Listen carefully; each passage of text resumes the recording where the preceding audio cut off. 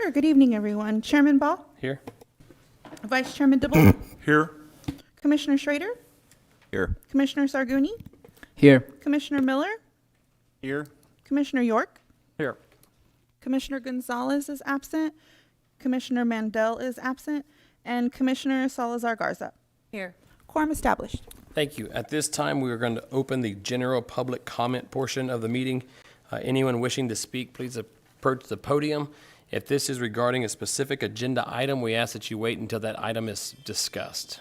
Would anybody like to make a comment at this time? Seeing none, we will move on to approval of absences. Do I have a motion, a clarification, or any other information about absences? I have a clarification. We haven't seen Commissioner Mandel in quite some time. My understanding is he has a child that is sick, and they've been working together trying to see when his days of coming back are. He doesn't know just yet. Okay. And then, so my clarification with staff was for us to replace, if he's not able to come back anytime soon and doesn't withdraw, it's a number of absences that are unexcused. So it's either approve portions or or not approve the absence. So those are the methods. I'm not sure, did he give you a kind of lead time on? Yeah, I don't think he gave me one either when I talked to him. So those are the options we have. Well, I'm going to suggest that, I'm going to make a motion that we approve Commissioner Salazar Garza's absence and not approve Commissioner Mandel's absence. I think I have a motion. Do I have a second? I'll second. I have a motion and a second. All in favor, say aye. Aye. Aye. Opposed, same sign. Oppose. Motion passes. Moving on to approval of minutes. I have a motion to approve the minutes from September 15th. Or any questions? I move we approve the minutes. Thank you. Do I have a second? Second. A motion and a second. All in favor, say aye. Aye. Opposed, same sign. Motion passes. On to the consent public hearing item, items A, B, C, and D. Prior to starting, does any commissioner have any item they wish to pull to hear separately? I'm sorry, Mr. Chair. I think you missed an item I'm sorry. inadvertently. There's a discussion and possible action regarding a planning commissioner representative for the UDC Text Amendment Advisory Group. That's why I couldn't see it earlier. All right, item V, please. Thank you.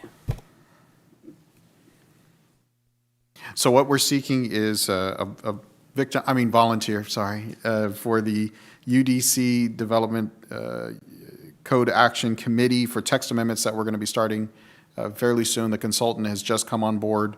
I would highly recommend a primary and then an understudy, so to speak, just in case there are conflicts with schedules. Thank you. Do I have any volunteers or victims at this moment? Question first, is this the same thing or different than the DS tag? I think we're going to vet most of them through DS Tag, but since Planning Commission, you are where the rubber meets the road, so to speak, so we would want someone a little more engaged. Okay, well, I guess that can't be me. Okay. Anybody wishing to be primary at this time? I ask, is this, I'm currently on the vetting the building code task force. Is this going to be scheduled to coincide or be congruent with that? I'm sure we'll make sure the schedule works for everyone. I don't think there's a conflict necessarily what Commissioner York was speaking of, that if you serve on the DS tag that you cannot serve, since both are not official groups, but they're just advisory groups. So if you're the number one and number two, we'll make sure that the schedule works out. What is the expectation on what's the meeting schedule? I would say, since we're just getting started, at worst every couple of months, just to see how far it is. We have nothing to review yet since we're still working with the consultant. I think once we have a draft document, things will pick up. So there's going to be a bit of time before we get there. Probably, I would say, in the new year is when we'll actually start to have more regular meetings. At this point, they're in the draft phase, and as we haven't sat down as staff officially of starting line by line, what do we need to edit, we have nothing to present to the group just yet. Okay, I'll volunteer for that. We have one volunteer. Do we have a second volunteer? I'll do the second. All right, we have a primary with Shelton and a secondary with Michael York. Any other commissioners wishing to join? All right, do we have to make a motion on this, or is this acceptable, Andrew? I would make a motion just to be safe. All right, do I have a motion to approve the two candidates? I second. All right, we have a motion and a second. All in favor? Aye. Motion passes. Andrew, just a quick question on that. Is it, what gets presented for recommendation on that? Is that either staff may have questions with UDC or an ordinance and it's reviewed by the consultant, or how, what do y'all decide that goes there? So what the consultant will do is they'll provide us draft ideas of edits that they see for the UDC. We then, as staff, vet those to see, do we immediately see a red flag that something will not work? If we agree with the consultant recommendation, that is where we engage the group, including DS Tag, and vet those. If DS Tag does not like a specific amendment, so to speak, we would call that out when we present to Planning Commission that there was disagreement with DS Tags to make sure everyone's opinion is accounted for. So like, for instance, the landscape ordinance that got approved last meeting, does that become part of the UDC Already, once it's correct. approved?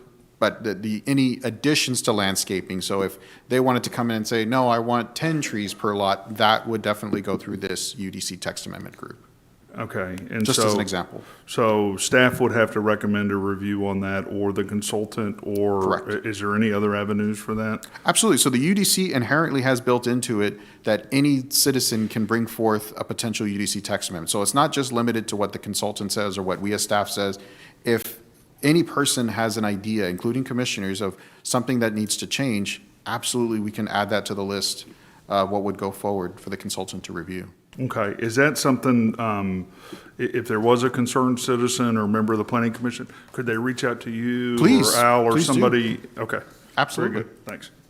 Thank you. For clarification, I made the motion for item V, seconded. Thank you. Moving on to the consent. Are there any items that we wish to pull off of the consent agenda and hear that separately? I'd like to take number 13 and 15. All right, if we would remove 13 and 15, and we'll hear those with the public hearing portion, please.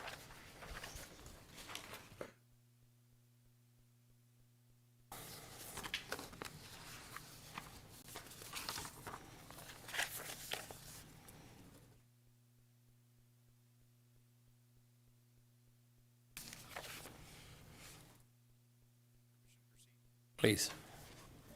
For the record, David Stallworth, Senior Planner, and I'd like to introduce the consent portion of the docket for this evening's meeting. We have a total of 12 items, total of 14 originally, 2 of them are just pulled off.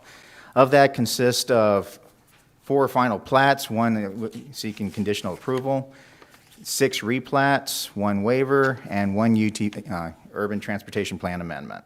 The docket goes as follows. The first item being 21 PL 1041, Padre Island, Section Number 4, Block 215, Lot 3 RR. It's a replat. The next one is a replat, 21 PL 1071, Flower Bluff Estates Number 2, Block 8, Lot 11E, and Lot 12W. The next one is a final plat, Portside Subdivision, Block 3, Lot 30. Is the final plat. The next one is a replat establishing Montrose Park, Block 1, Lot 2A. That's case number 21 PL 1081. The next one is case number 21 PL 1098. It's a final plat of Lear Addition, Block B, Lot 1.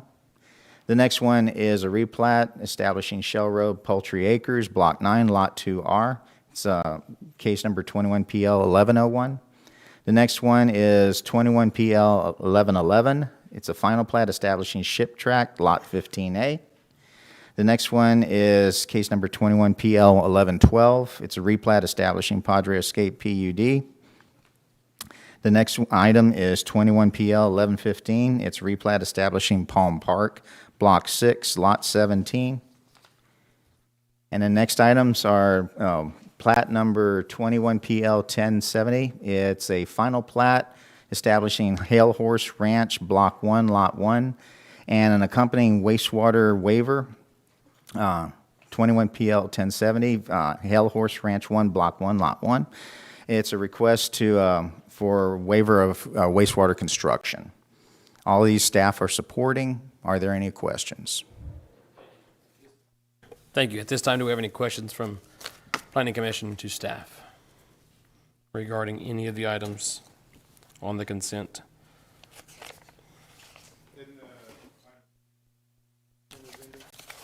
I stand corrected. Also, item number 14, case number 21-1328, it's an ordinance amending the urban transportation plan to shift a C1 minor collector eastward and through the extension of Martin Street through to the south, approximately 1,100 feet, and connecting Martin Street to Lands Road. Thank you. Thank you. Any questions for staff? All right, seeing none at this time, I will open the public hearing for items 2, 3, 4, 5, and 6 through 12 and 14. Anybody wishing to speak on those items?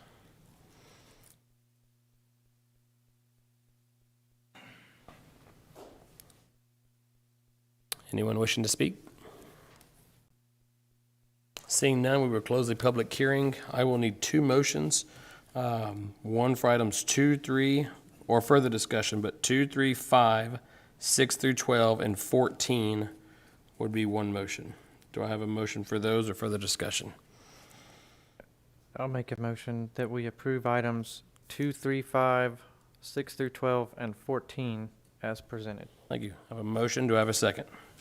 I'll second it. I have a motion and a second. All in favor, say aye. Aye. All opposed, same sign. Motion passes. Can I have a, Commissioner York is abstaining from 4. Can I have a motion for item 4? Make a motion that we approve item 4 as presented. Thank you. Second. I have a motion and a second. All in favor, say aye. Aye. Aye. Aye. Motion passes. Moving on to, let me get this correct. Item 13, please. Thank you, Mr. Chair. Good afternoon, or good evening, I should say, Commissioners. Item number 13 is case 0921-03, MVR Construction Company.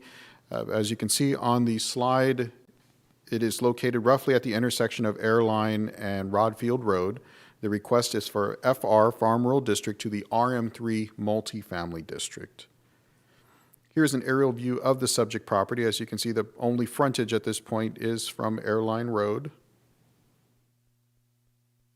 Based on zoning pattern and adjacent development, as you can see, there is commercial development to the south. There are apartments across the street of Airline Road. There is also an RM2 yet to be developed zoning that was done back in 2015. And you have an adjacent church and also vacant properties. As you can see, there would be standard setbacks based on the RM3 district. There would be a couple of buffer yards for adjacency to the RE property, which is 10 feet and 10 points. Of course, the RM3 district is primarily for apartment complexes. It has a maximum density of 30 units per acre.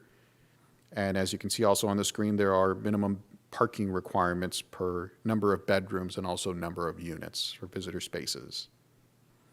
As far as land use is concerned, it is currently vacant, and the future land use forecasts a medium-density residential designation. Therefore, if a change of zoning is approved, it would warrant an amendment to the future land use map to high-density residential. As far as utilities are concerned, all utilities are available to the subject property. When public notification was sent out, of the 11 notices, we received 0 in favor and 0 in opposition. Staff recommends approval. If there's any specific questions, I'd be more than happy to address them. Thank you. At this time, does any commissioner have any questions regarding item 13? Commissioners Lagoon? Thank you. How big is this property? This property, let's see, let me pull up the report.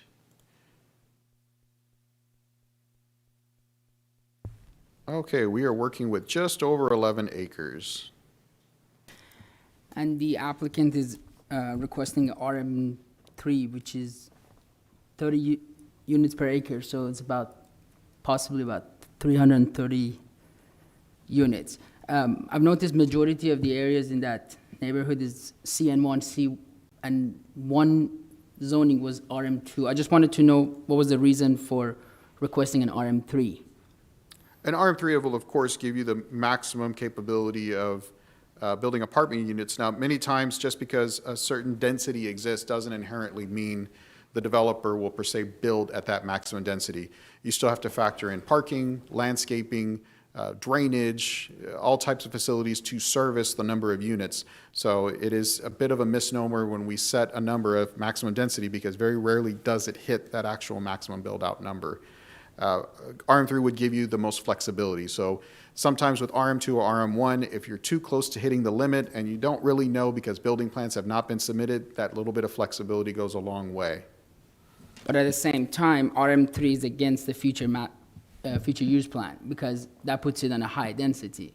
Because the future use plan is in a medium density. If we allow this kind of zoning, that's not kind of what. Sure, and I can completely understand that. So for instance, the property next door that is zoned FR when it was annexed in 95 is also along a primary arterial road, which is Leipzig Boulevard.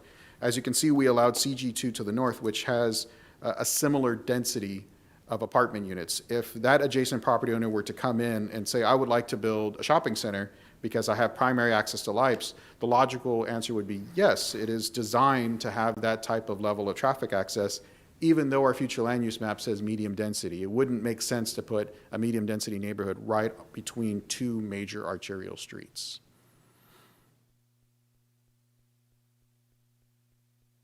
Okay, so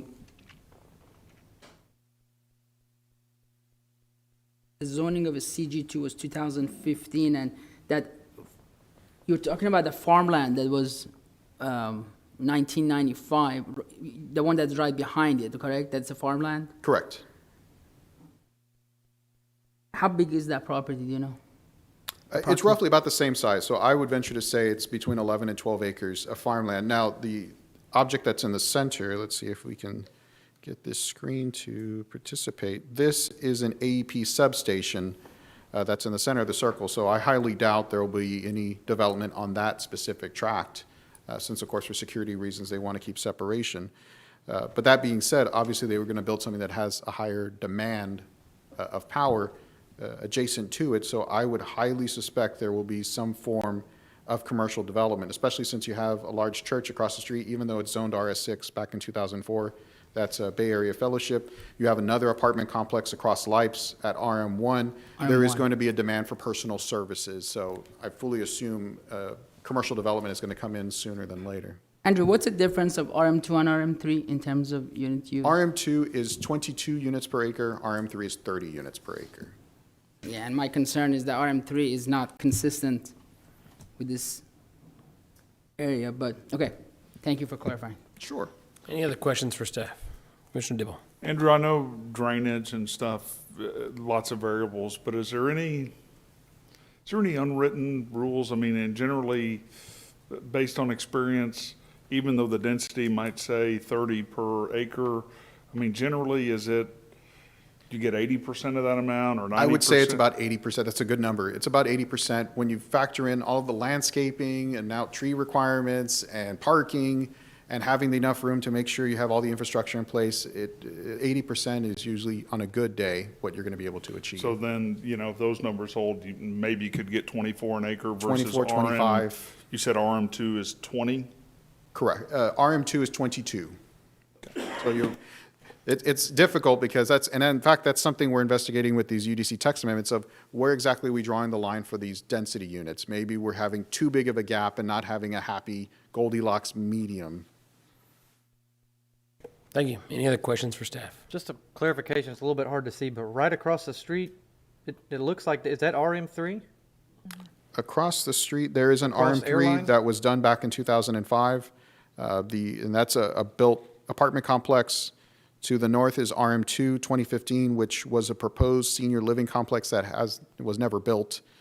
And then we have CN1 done in 2005, another vacant property that I'm just, again assuming eventually will be some form of personal service type of retail use. And if you can recall, to the south, where it's a little bit hard to see, but this CN1 and this tract just to the south was a very recent rezoning case at Leipzig and Airline. So the movement of commercial zoning is coming into this area. So it makes sense where you have commercial, you're going to have people, and people are going to want to live in apartments. Thank you. Any other questions for staff? Just a quick, one more question on that zoning for RM2 on that 2015. Was that, I mean, you may not know the answer, but I just want to know, did the applicant originally request for RM3, but then didn't get it, or it was just originally RM2 zoning? That is an excellent question. Off the top of my head, I do not know. Usually RM3 is the first thing everyone wants because it's the biggest number. But that's where we start to work with the numbers and see if it has access. In that case, at the time, LIPES may not have fully been built out, so in 2015, we may have had a different feeling about whether or not access would be available for an RM3, and we would have too much traffic onto Airline. Now, keep in mind, Airline was just recently widened within the last, I would say, 3 years. So RM2 would have made sense in 2015, but today, RM3 might actually make more sense. All right, any other questions for staff before the public hearing?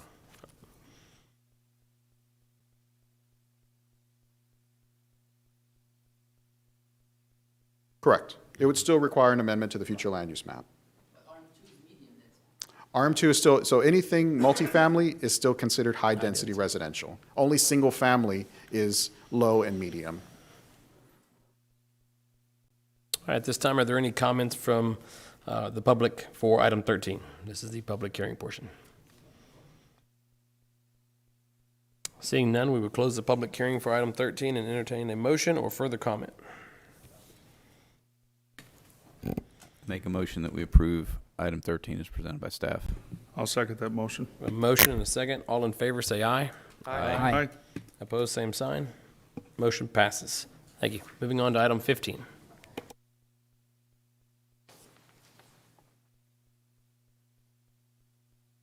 Commissioner Salazar Garza will be abstaining. This is the... Sure.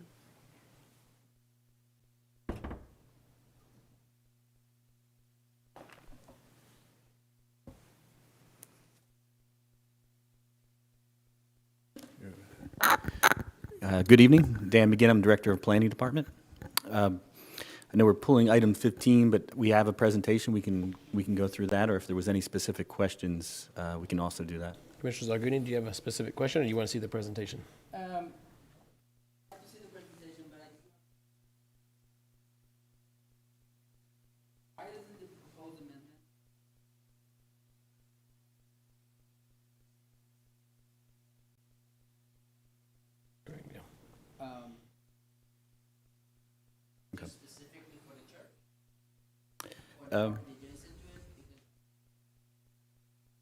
Let's go through the presentation. Okay, sounds good. And also with me, I have Luis Vargas. He's with our utilities engineer, our utilities department. So he worked with the applicant and, looking at some of the capacity and volume numbers. And then Murph Hudson is here representing urban engineering and the applicant. So if there's any questions when I'm through, those two could assist. So Thank you. This item is an amendment to our wastewater master plan. And it's basically transferring 15 acres from the Basin 37, which is a lift station located in that area, to the Basin number 40, which is north of the current Basin area. And that's all located within our Allison Treatment Plant service area.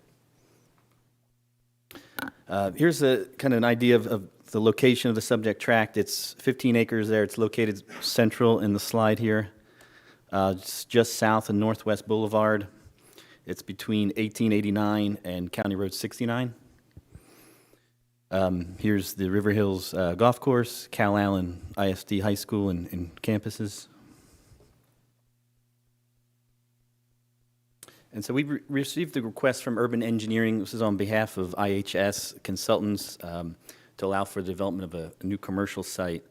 And this right now, there's no options there. There's some development. We have a church and some businesses just west of this tract that are on septic. So this amendment would allow them to tie into the public wastewater system to the north.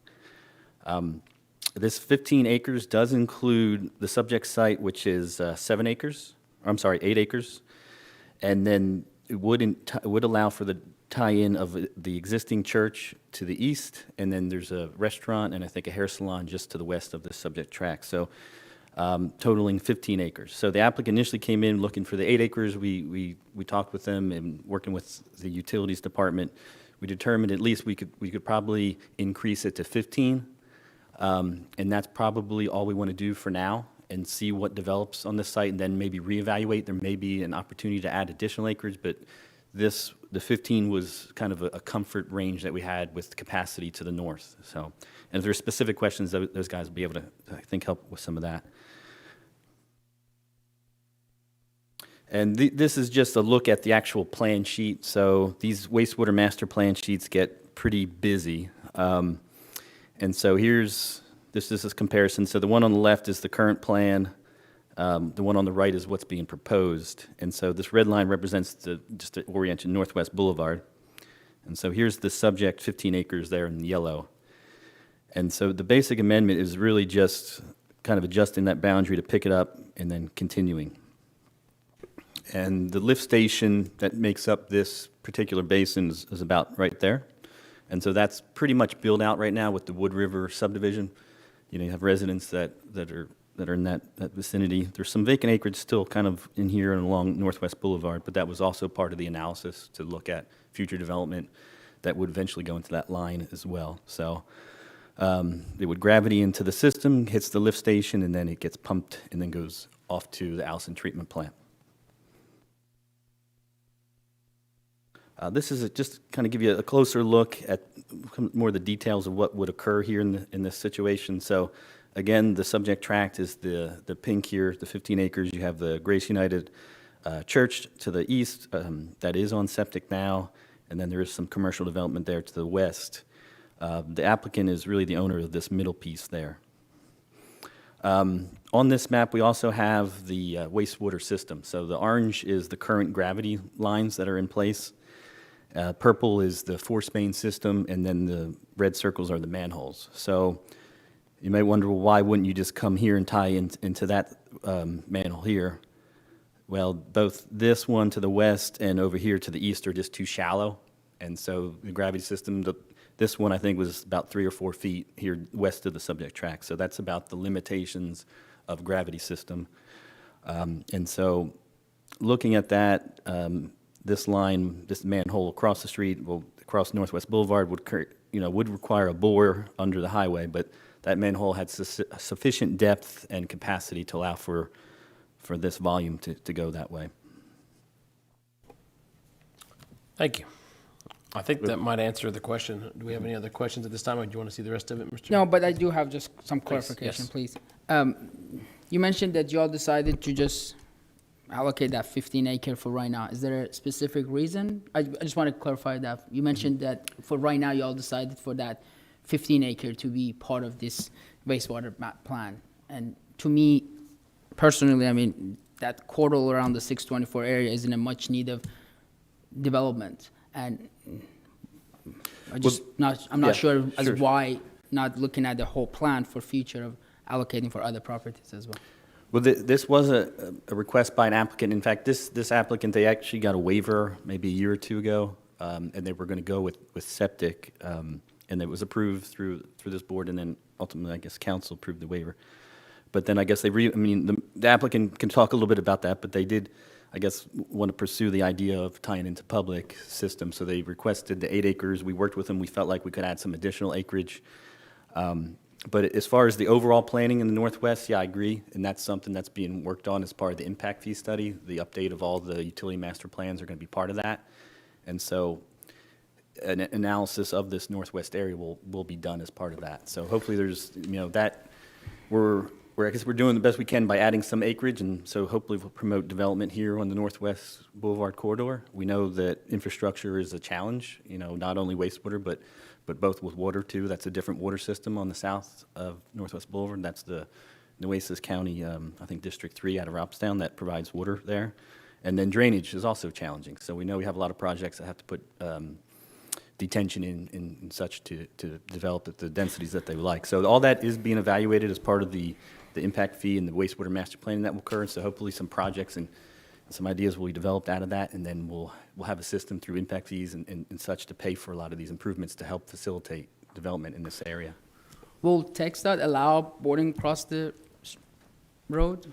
Because I know that was an issue before. So is that the confirmation that TxDOT will allow that? I think, Murph may be able to speak directly to that, but I know we've had bores in the past where city will bore utilities under state highways. Not ideal, but they do allow for that to happen. So. But has that conversation been discussed with TxDOT? I- or- We'll have to clarify that with the applicant.